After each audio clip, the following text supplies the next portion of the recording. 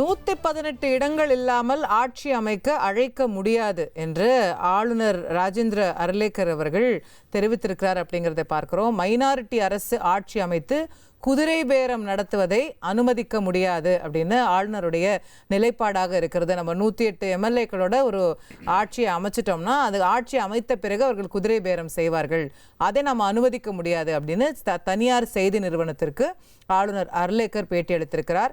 ஒரு மெஜாரிட்டி இல்லாத சூழ்நிலை அப்படிங்கிறது விஜய்க்கு மட்டும் பிரச்சனை இல்லை, இது தமிழ்நாட்டுக்கான பிரச்சனை.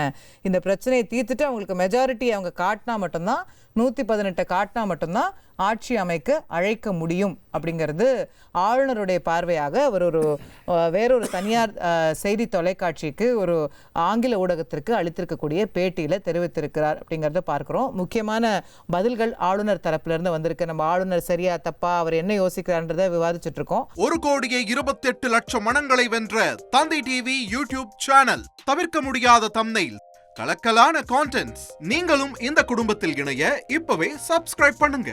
அசுரபலம் கொண்ட எங்கள் டிஜிட்டல் கரங்களில் உங்கள் விளம்பரங்களை சேர்க்க வாட்ஸ்அப் பண்ணுங்க. 893988883778.